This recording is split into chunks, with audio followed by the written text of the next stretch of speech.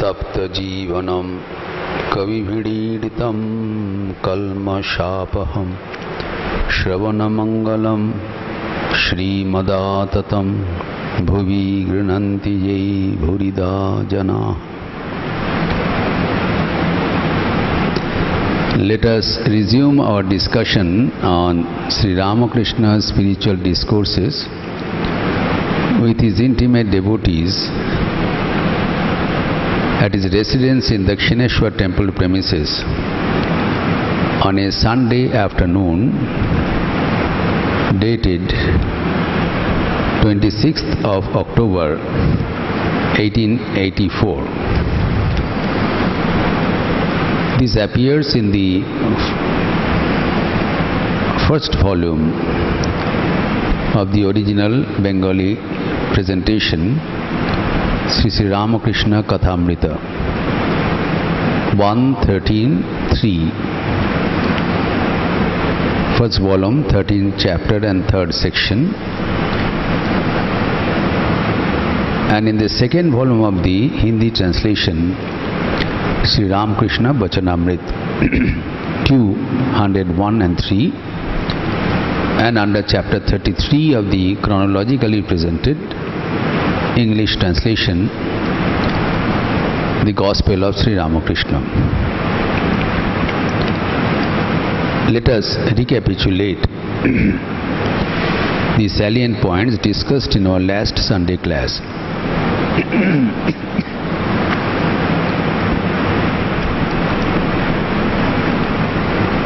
We found that a group of devotees from Konnagar came to meet Sri Ramakrishna and asked a very pertinent, genuine spiritual question. Obviously they have come to see a holy man on hearing that he is of great spiritual realizations.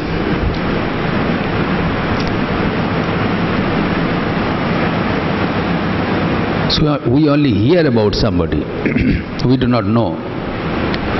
So frankly they said, we hear that you have seen God. So if that be the case, please show God to us.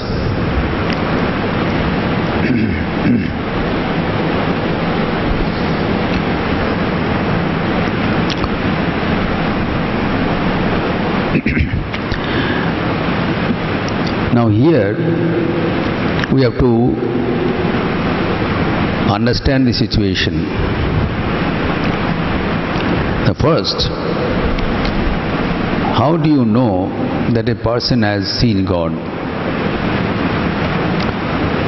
We may hear so many things.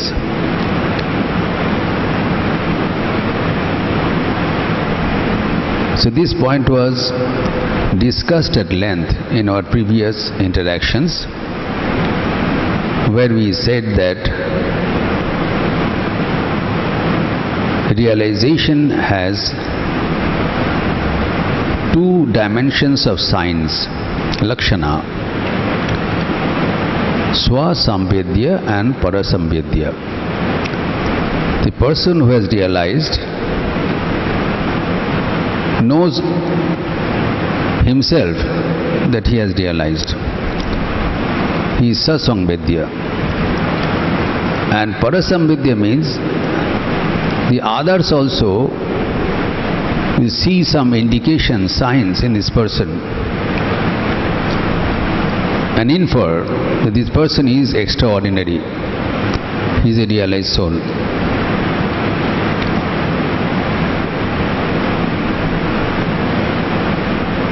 This question was asked by Arjuna to Bhagavan Sri Krishna in the second chapter of the Bhagavad Gita. He was talking that a person when becomes successful, established, then he becomes Sthita Prajna. Then Arjuna said, Sthita Prajna Saka Bhasha. samadhistasya keshava sitati kim prabhasheta kimasita bhajeta kim. So what are the external signs by which we can infer? How does he talk? How does he move?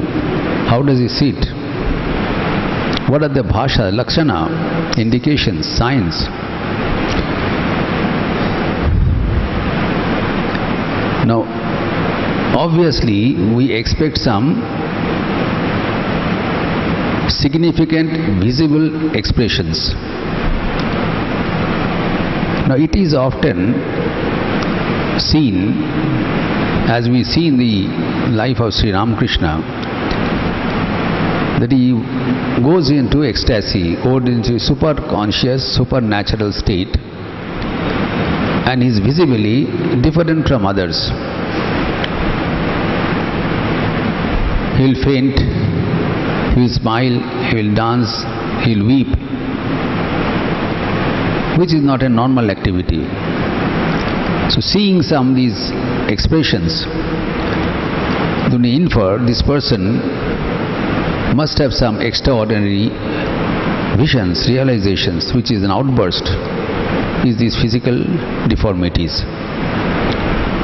And this is also recorded in the scriptures, as we discussed.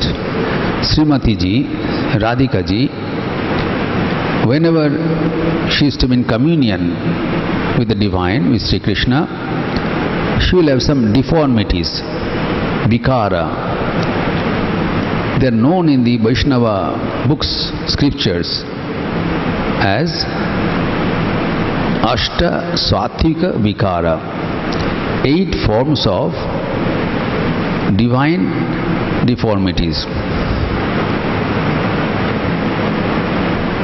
As for example, Ashru, tears, without any reason, visible reason, the person will go on shedding tears. Second is Kampa, he shivers. Normally there is no reason to become shiver. If there is extreme cold climate, we shiver with horror. But he shivers with joy.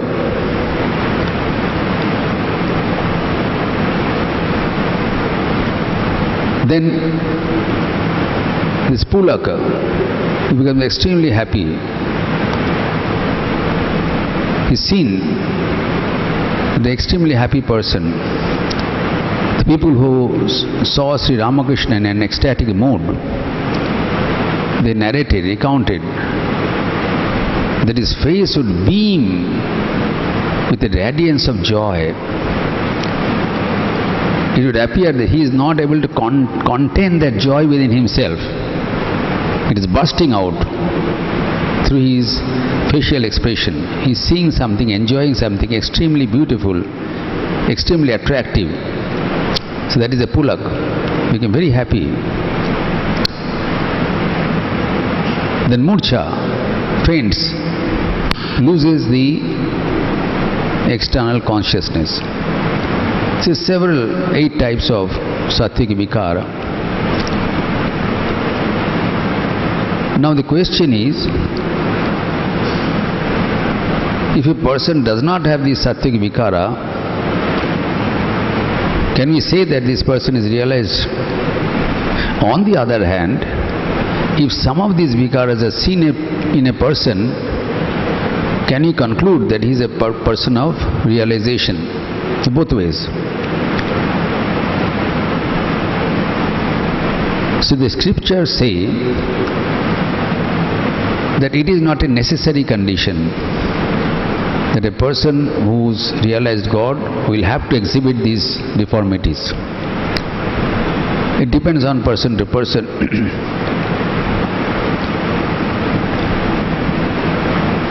As for example,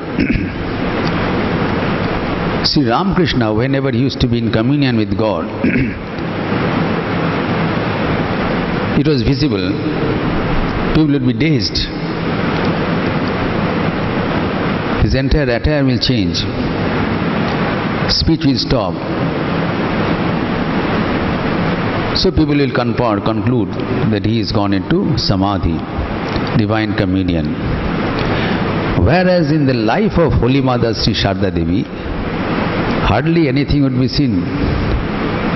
So people would conclude that she is a very ordinary person. Many people, almost all the people, could not understand how deep was her spiritual depth. Now this was revealed by the great souls, the great disciples of Sri Ramakrishna himself, like Baburam Maharaj, Swami Premanandaji. He says, the spiritual power of Holy Mother Sri Sharda Devi seems to be superior even from Sri Ramakrishna. Because whenever Sri Ramakrishna used to go into ecstasy, it was visible, we could understand. But Holy Mother is going into ecstasy now and then. Nobody is able to understand. She has the power to suppress, control her emotions and behave like a normal person. He says it is beyond any explanation. What a great exhibition of power Holy Mother Sharda Devi has demonstrated. That being in communion with God, at the same time leading a very normal, common life. People used to mistake a simple village woman doing all the routine errands. How can she be a holy person? And how could be she a companion of the God incarnate?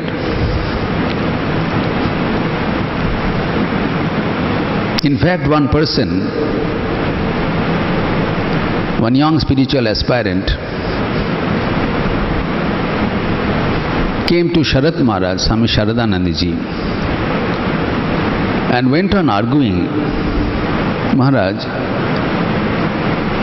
I have read the life of Sri Ramakrishna and I am seeing the life of Holy Mother Sri Sharda Devi. I have seen her. She was alive. And I have read the life of Sri Ramakrishna. I am convinced that Sri Ramakrishna is no other than incarnation of God. I am convinced.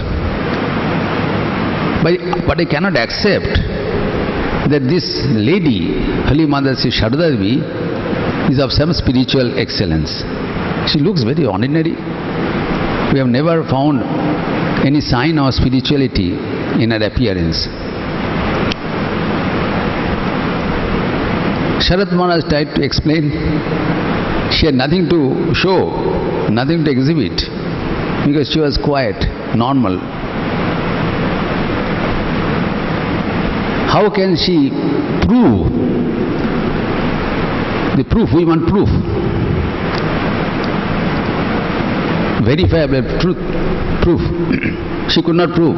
Sharat Maharaj failed to prove that Holy Mother had some spirituality. Then finally, he said,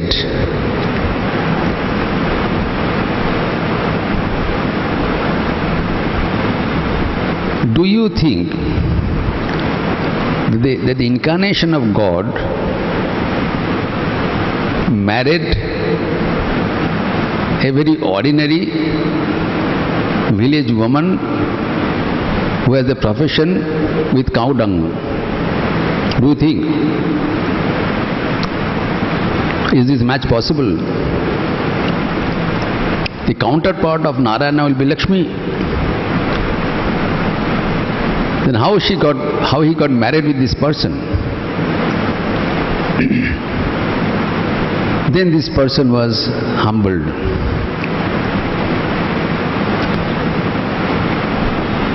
So here our question is, how will he know? So the Lakshanas are not the only signs, Sattvic Vikars. So I have said last time, quoting from the Bhagavatam, There it is said that as and when a person achieves in the path of spirituality, the sign is his desire for the worldly enjoyments will gradually subside. And when he has a complete realization, then there won't be any more desire for the worldly pleasures.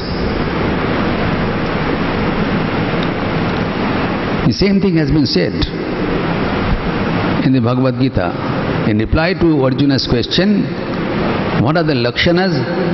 Sri Krishna did not say that this person jumps or weeps and wails. He did not say those signs. He said, Prajahati jada kaman sarvan partha manogatan atmanneva atmana tushta sthita pragya tadochyati. When a person becomes satisfied within oneself by giving up all the desires within the mind. Desires are not outside, they are all hidden within the mind. So person is satisfied within oneself. This is the test. Ask yourself, are you satisfied with yourself? No. We are not happy with ourselves. We want this, we want that. We want to make ourselves happy with the world, with the external. That means you have not tasted the joy within. That's why you are breaking your head from pillar to post to make yourself happy.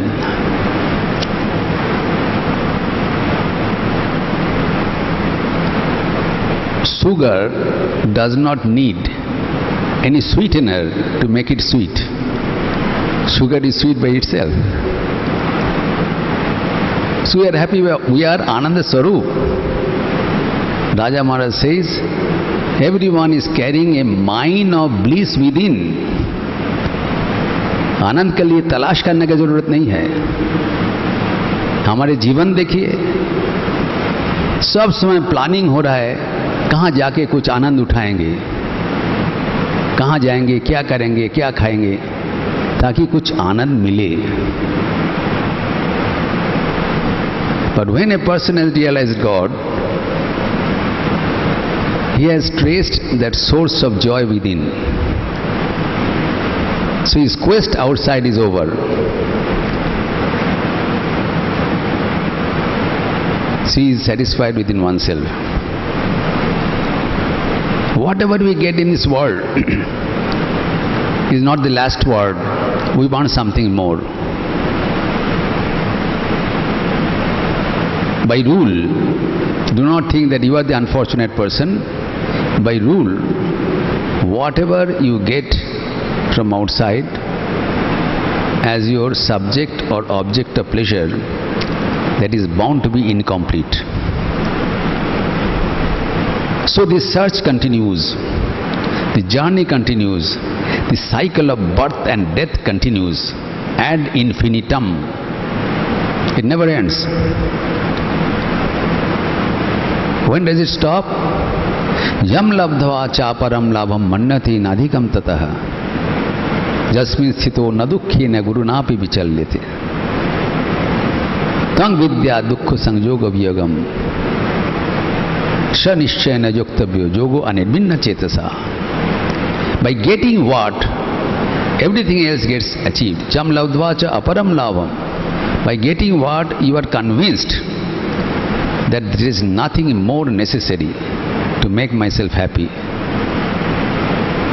That is the realization of God. And then all the desires, carnal desires from within gets dried up. So this is the Lakshana. In the Bhagavatam it is said, with the comparison, think of a person who is hungry. When a person is hungry, then the person knows himself. more than anyone else, that he is hungry. By seeing his appearance, others can infer the person is not fed. We sometimes say, have you not eaten today? You look like that, you are very hungry. So these are the parasangvedya, external signs. Swasangvedya, the person knows himself. Now as he takes food, is that quote in the Bhagavatam, we quoted last time, as he takes food, gradually his appetite gets subsided, gets quenched. He feels that his stomach is getting filled. Others also feel that he is enjoying his food. So as and when we progress in the spiritual path, our desire, that hunger, that appetite for sensual food gets reduced. And when it is completely over, then we are one with God. What is separating us from God? Vasana, desire.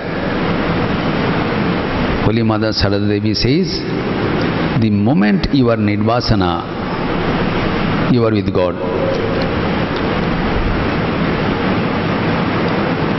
So this is the Lakshana. So then, after this discussion, we were concentrating on the reply given by Sri Ramakrishna to those questionnaires. Sri Ramakrishna didn't ask them, how did you infer that I am a realized person? It was obvious. But he plainly replied in a very apparently different way that everything depends on God.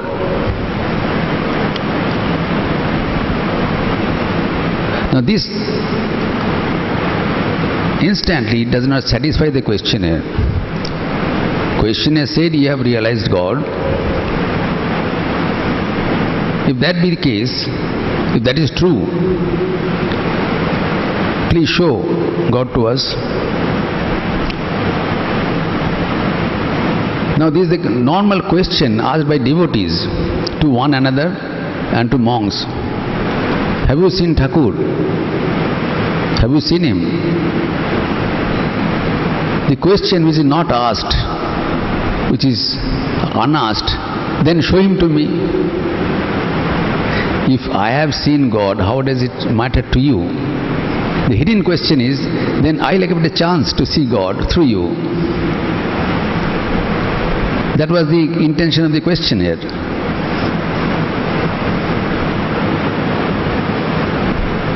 If I am hungry, then I should get some food for me.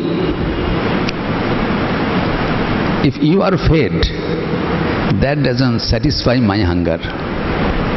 This has to be understood. Each person has to eat himself or herself. So this person was asking that if you have seen God, why don't you show him to us?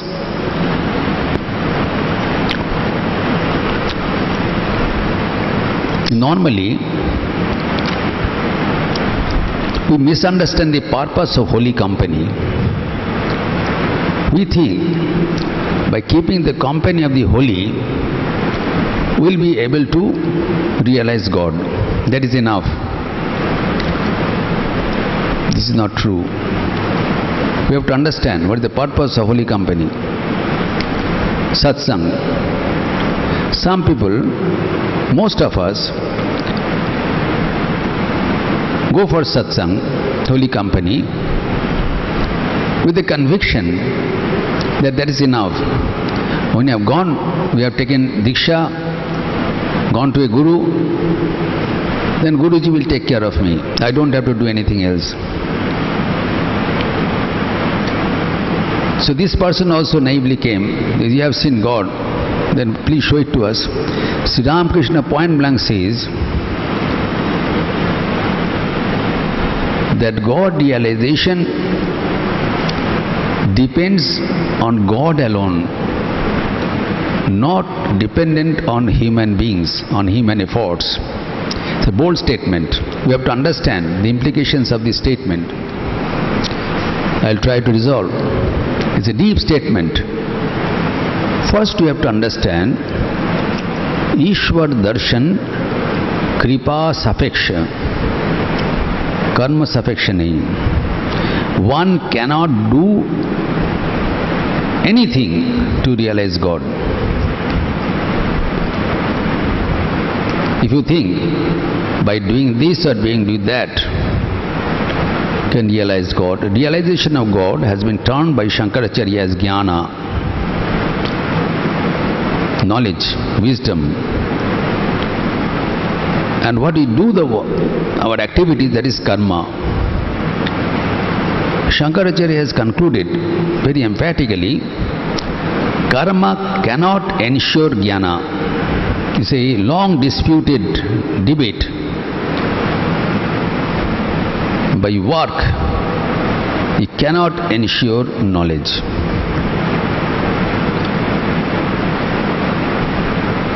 If you think that you can have samadhi by whatever you want to do, that is never possible. That's what's said by Sri Ramakrishna. Realization of God depends on God alone.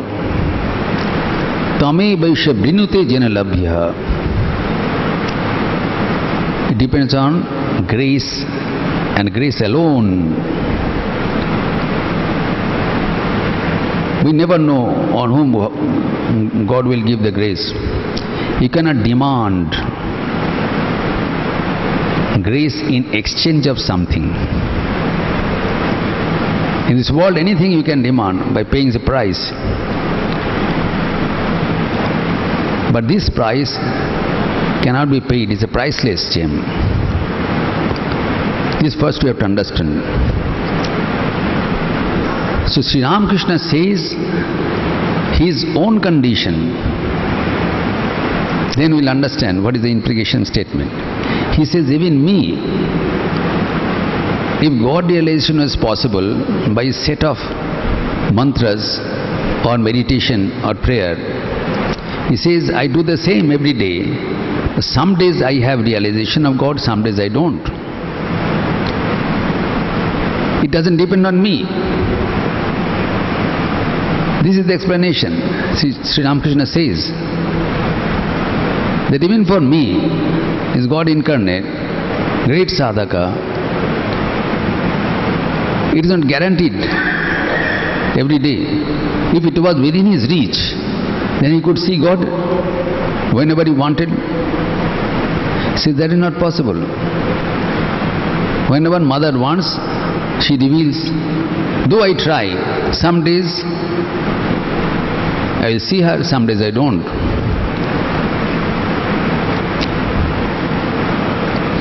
She says, everything depends on God's will. What can a man do? You have come to a man to see God. Even that man cannot see God on his own. That is me. That is Sri Ramakrishna. How can I show it to you? How plain and simple. How Sri Ramakrishna was without any ego. No one will say that even I am not able to see God on my own. But Sri Ramakrishna explains, which is in accordance with the scriptural truths.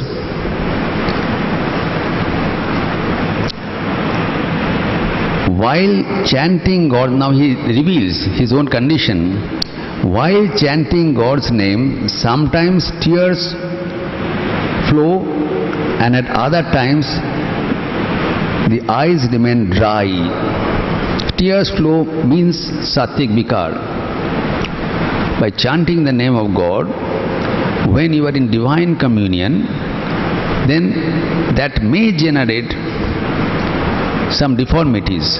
So as is said here, sometimes tears flow. That is, I am in company with God. And some other times the eyes are dry. Swami Vivekananda said, some people prefer to put paraffin in the eyes to show that they are lost in ecstasy and shedding tears. See, the shedding tears is not a sign. You can put some paraffin in the eye and profuse tears will come out. That does not guarantee that you have realized God. Swami Vivekananda said, do not get into this hoax. Now, Sri Ramakrishna says genuinely that it is not dependent on the man's effort. Now, while chanting God's name, his effort is same. He is chanting God's name. Those who have heard Sri Ramakrishna's God's chanting, like M, he said it was such a sweet chanting of God, even a stone gets melted away with such sweetness, with such earnestness, such longing. Sri Ramakrishna used to utter the name of God, just to show others that God cannot remain away with such longing calls, yearning. But it is not mandatory that whenever you will chant God's name, He has to come. He says sometimes He comes, sometimes He does not. Again He says, while meditating on God, some days I feel a great deal of inner awakening and some other days I feel nothing. So that clearly indicates it is not within my power. Now if it is not within my power to see God, then how can I show it to you? This was an indirect reply. Instead of saying no, he said this statement of fact, made him try to understand that this is the situation. You have to understand. Now if everything depends on the will of God, then automatically the question comes, then why should he do spiritual practice? Most people say, सभी तो ईश्वर अधीन है, तो हमारे करने से क्या फायदा, हम क्यों करें? बिकॉज कुछ करने से तो नहीं होने वाला है. भगवान जब इच्छा करेंगे, कृपा करेंगे, भगवत दर्शन होगा. तो बेकार क्यों हम परिश्रम करें? This is the confusion in people's mind, that if though the person didn't ask, but before he asked, Sri Ramakrishna solved the question. So then the natural question comes, if everything is dependent on God, अगर सभी ईश्वराधीन होगा, तो हमें कुछ करने का क्या आवश्यकता है? What is necessity? फायदा क्या है? It's bogus, useless. करने से भी होगा, नहीं करने से भी होगा. जब भगवान इच्छा करेंगे होगा, which is true. Even if you do not do anything, God's grace may fall on you.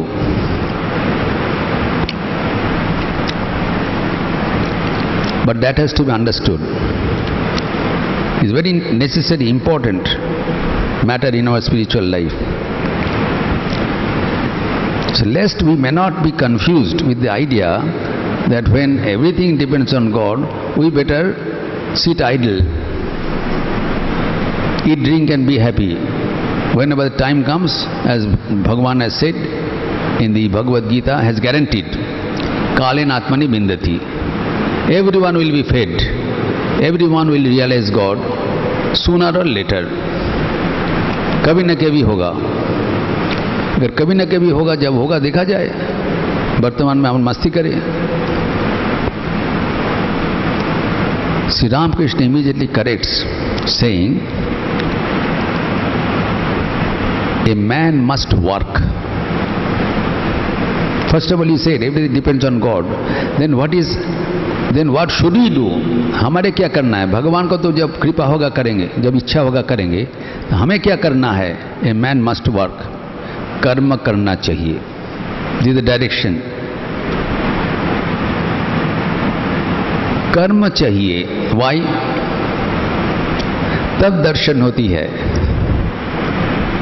A man must work, only then he can see God. Now apparently this is a contradiction of what he said earlier. This is to be understood. First he said everything depends on God. And second, immediately after he says one has to work, only then he can see God. कर्म किया बना तुम ईश्वर दर्शन नहीं कर पाते हो, ये तो विरोध है. You are contradicting your own statement. So this confusion came in the mind of Arjuna also. In the Bhagavad Gita, the beginning of the third chapter, Karma Yoga, Arjuna says, Jayasi chet karmanaste mata buddhir janardana tat kim karmani ghore mangniyo jaise presha vyamushreya bakyena buddhi maya sivame tadekam vadanischitya jeno shreyam apnoam. Why are you confusing me? Arjuna says, व्यामिष्टन बक्यना, मिलावट बात बताकर अभी एक कह रहे हो, दूसरा बात दूसरा कह रहे हो. आप कह रहे ज्ञान योग,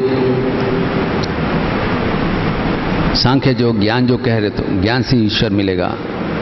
और कहते हो जय से चित कर्म से ज्ञान सुपीरियर है.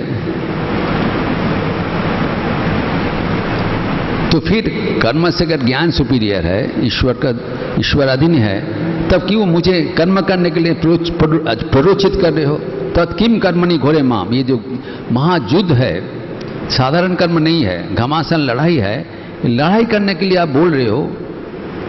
जब बोल रहे हो जिससे ज्ञान श्रेष्ठ है, दो किस्म का बात मत बताए. तद एकम बद अनिश्चित, एक चीज बताओ.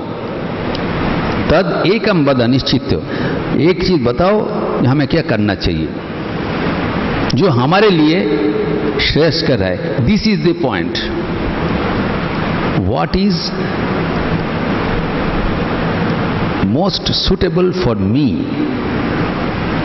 सो the instructions has to be subjective oriented. There can not be a similar instruction for all. Can not be one code for everybody. For us, what is to be done, we have to know. It may not be suitable, but necessary for you. It is not necessary that everyone has to work. There are some people who can transcend work and realize God. But if we try to imitate them, then we make a great blunder. One coat cannot fit everyone. I have to have my one-dimension coat, tailor-made, made to my size. So here Arjuna also said the same thing. Then Shri Krishna says, Lokesmin dividha nishta pura prayakta maya nagar.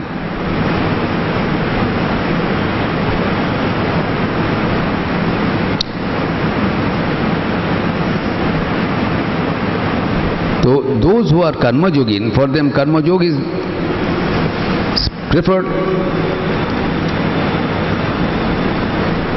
So there are two methods in broad. Lokesmin dividha nishtha. Do not think that there is one method only. Arjuna also didn't say. He said, please tell me what is most appropriate for me. हमारे लिए क्या श्रेयस्कर भी बताओ. तो भगवान ने पहले बताया लोकेस्मिन द्विविधा निष्ठा. दो किस्म का मार्ग है, पहले से बोला चुका है. ज्ञानो योगेन संख्यानाम कर्म योगेन योगिनाम. जो ज्ञान योगी है उसके लिए ज्ञान बताया, जो कर्म योगी है उस पर कर्म बताया. तो अगर हमारे मन में प्रश्न है कि एक मार्ग है जिसमें काम नहीं करना पड़ेगा, दूसरा मार्ग है बहुत परिश्रम करना पड़ेगा, तो नेचुरल सिलेक्शन है मैं वही मार्ग ले जहां पर काम नहीं करना पड़ेगा, उससे तो फायदा हो जाएगा. Many of us think why should I work, I have earn enough money, let me retire and lead A sedentary life. झमेला में क्यों फंसे भाई. कि दो किस्म का मार्ग है, कर्म करने से भी एक मार्ग है और बिना कर्म से भगवान का भजन करने से भी मार्ग है। तो क्यों हम ये झमेला वाला मार्ग में फंसे? इमीडिएटली श्री कृष्ण सेज न कर्मणा मनारंभ्या नैष्कर्मं पुरुषोष्णिते न च संन्यस्यनादेव सिद्धिं समधिगच्छति। जो मार्ग निष्कर्म सिद्धि जो है वो बहुत कर्म करने के बाद ही वो मार्ग तुम्हारे लिए श्रेय हो सकता है। You cannot enter into postgraduate studies before going through the primary and secondary and higher secondary courses. That is not for you, are not fit. Though there are two ways, you are not fit. You are not eligible to have the path of jnana until you have completed your course of action. So it is a spontaneous realization. Your mind will say that you are not ready. How do you know that I am not ill? Many people think, I have done enough job then, I am not fit, I cannot live the life. Even if they are told, you are not fit, they say, no, I have confidence, I will do it. So Sri Krishna says, you read the scriptures, you will get all the solutions. Sri Krishna says, verse 5, chapter 3, Nahi kaschit kshanamapi jatu tishtati akarmakrit karyate yavasha karma sarva prakriti jaitku nahi. You are saying that you will follow the path of inaction, let alone your spiritual practice. You cannot remain a single moment without doing any work. That is your nature. See for yourself, verify.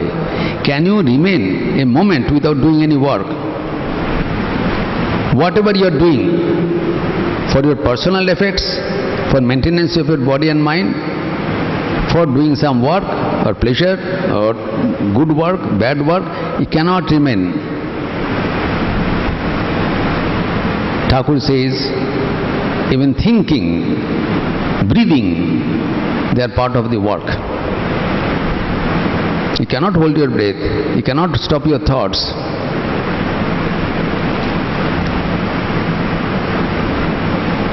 Now what you can suspend? What do we mean by work? Now doing work means we engage our sense organs with the external work. That is the work. We have certain instruments for doing the work. If we strike down the instruments, then work will be automatically, we say pen down strike. You do not use the pen, you don't have to write.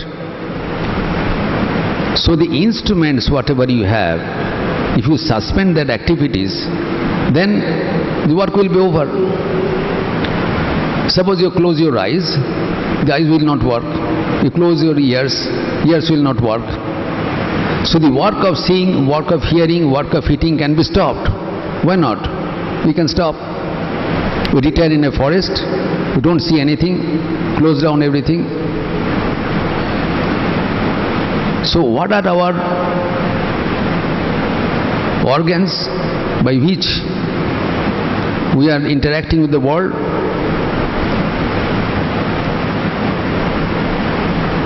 The 10 external organs, Dashendriyani, Bahirindriyani, Chakshu, Kanna, Nasika, Jiva, Tvak.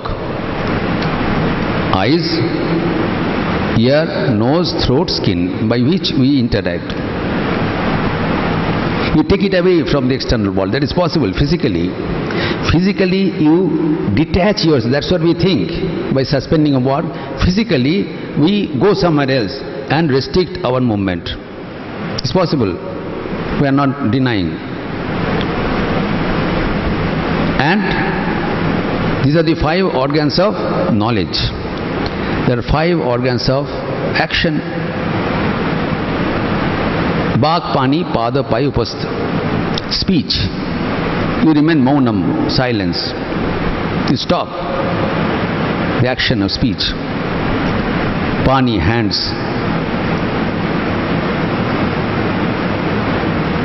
Pada, feet. You don't go anywhere. You don't do anything with your hands. You don't speak. Payupastha, the two lower organs, you don't use it. So all the 10 organs are suspended. You remain without the work. In reply to this, Bhagavan says in chapter 3 and verse 6, Karmendriyani sangyamya jaste manasaspanan indriyarthan vimudatma mithyachara sauchyate. He is befooling himself. This person who says that I am doing a life without work, the most important organ is the 11th organ, which is the mind.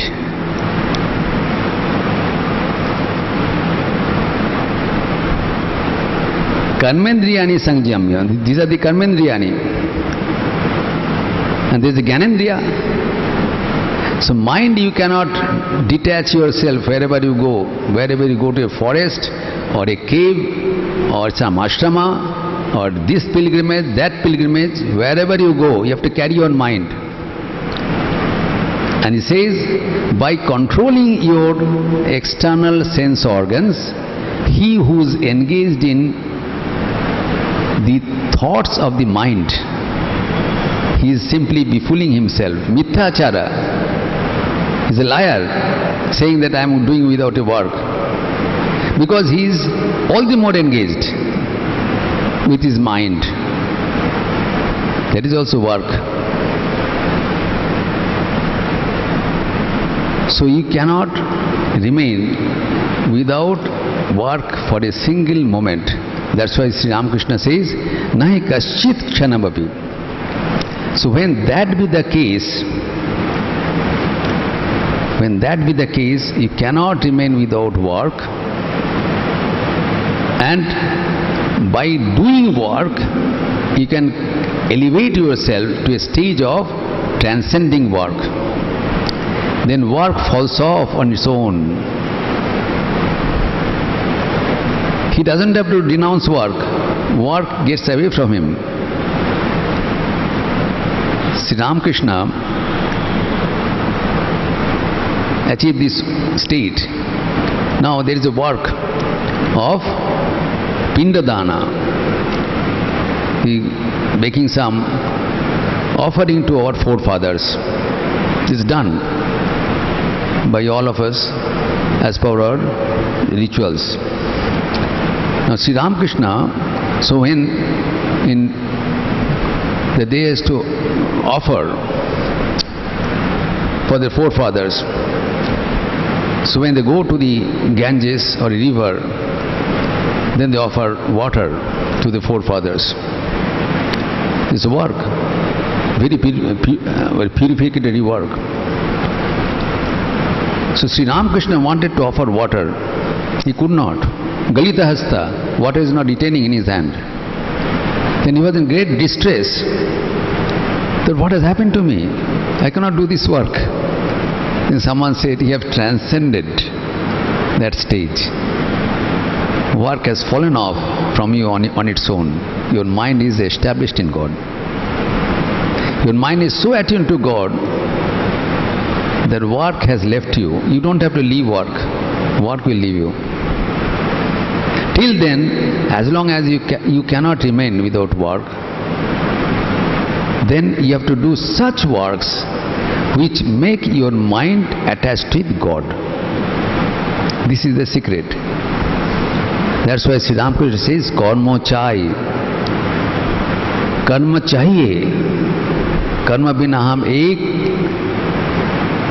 मुहूर्त रह नहीं सकेंगे, एक पल भी रह नहीं सकेंगे. तो अगर इस अवस्था है तो कर्म करना चाहिए, लेकिन इसी ढंग से कर्म करें ताकि हम उससे भगवत दर्शन करें. सो कर्म बिना हम ईश्वर दर्शन नहीं कर पाते हैं. This is the explanation. by work alone you cannot see God, but without work also you cannot see God. So what is this dilemma? कर्म बिना ईश्वर दर्शन नहीं होगा, कर्म करने पर भी ईश्वर दर्शन नहीं होगा, क्योंकि ईश्वर दर्शन तो कृपा सापेक्ष है. The secret is ईश्वर दर्शन कृपा सापेक्ष, कर्म सापेक्ष नहीं.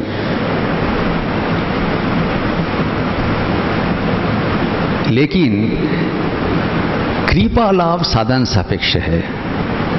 This is the solution. Without sadhan, without karma, you will not be able to utilize the grace. Bhagavan will give grace, but that will remain ineffective unless you have the preparation. So you have to be prepared to receive the grace. For that you have to work. By work you cannot see God, but by doing work you can make yourself eligible to encash the grace, to utilize the grace. If you do not do work, the grace will come and go away. In order to make the grace effective in your life, you have to work and keep the windows open. As Holy Mother Sharda Devi says, Kripa phire ashe. My grace comes back to me without any note of acknowledgement. Gets turned back. Bhagavan may send a letter to your house, the postman may take. But if there is no letter box, there is no one to receive the letter, what does the courier does? Takes it back. So you have to have a channel to receive the letters. That channel should be made active channel. So for that you have to work. So work is necessary so that we can make ourselves eligible to receive God's grace. You never know when God's grace comes. By doing work, you cannot feel impatient. That aaj kyun nahi hoga? As Sri Ramakrishna said at the beginning, that whenever I sit for meditation, the mind does not get elevated. Whenever I sing chanting of the name of God, daily the tears do not flow. So we should have patience, because it is not dependent on you, it is dependent on God. So this patience comes when our ego subsides. When we do work, the ego generates that by this work I will realize God. That is wrong. Get rid of this ego, ahankar. God does not care for your work or don't work. You have to work and keep your system open, so that whenever the ray of grace comes, you can make use of it. As Sri Ramakrishna says, the formation of a pearl, how does it happen? The oyster floats in the sea, eagerly waiting for a drop of rainwater, keeping its mouth open. Plenty of water around. Sea is full of water, but that is saline water. It is not distilled water.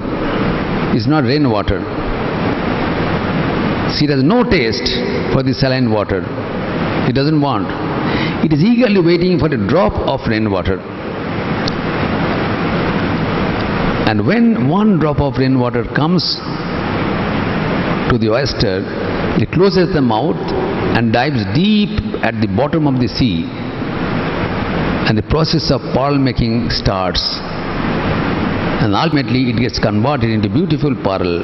That is the nature how the pearls are made. This example is given. You have to eagerly wait for the God's grace.